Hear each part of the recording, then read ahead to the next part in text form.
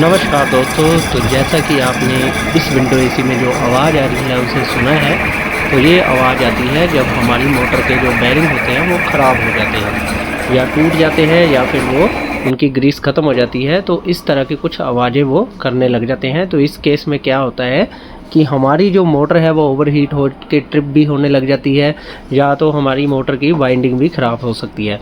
तो इसे हमें जल्दी ही ठीक करवाना चाहिए। अगर आपके एसी में भी ऐसी कुछ आवाज़ें आ रही है तो आपको चाहिए कि आप अपने एसी की जो मोटर है उसे रिपेयर करवा लीजिए। तो उसे कैसे खोलेंगे उसकी आपको इसमें फ़ास्ट वर्ज़न में वीडियो दिखाई गई है। तो इसकी डिटेल वीडियो जो है वो मेरे चैनल पे भी आपको मिल जाएगी।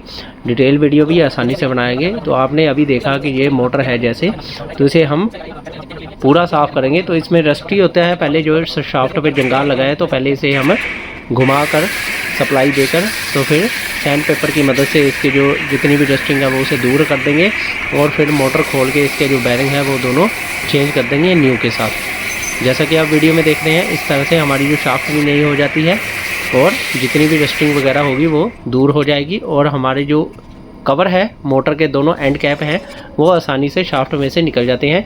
नहीं तो जो बेरिंग होते हैं मोटर में वो शाफ्ट में से नहीं निकलते, क्योंकि शाफ्ट के ऊपर एक जंग की परत चढ़ गई होती है, सो जिससे शाफ्ट का डाया थोड़ा इंक्रीज़ हो जाता है। तो इसे आपने केयरफुली खोलना है क्योंकि मोटर की वाइंडिंग भी इससे डैमेज नहीं होनी चाहिए। तो इसीलिए मैंने आपको ये फास्ट फॉरवर्ड करके वीडियो और 3 मिनट में शॉर्ट वीडियो में बताने का प्रयास किया हुआ है कि कैसे आप मोटर के जो बेरिंग है उसे आप बदल सकते हैं।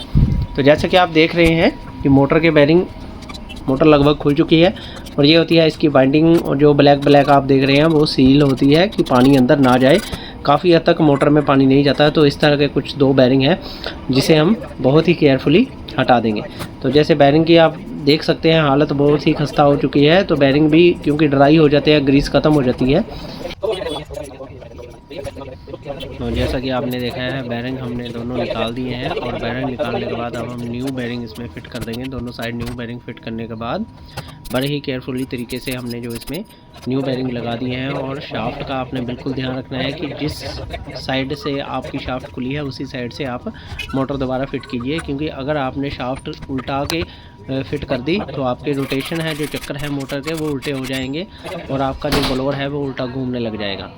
तो आपको ये मेरी वीडियो कैसी लगी मुझे ज़रूर बताइएगा। और भी ऐसी वीडियो देखने के लिए मेरे चैनल को लाइक कीजिए, सब्सक्राइब कीजिए और फॉलो कीजिए। धन्यवाद।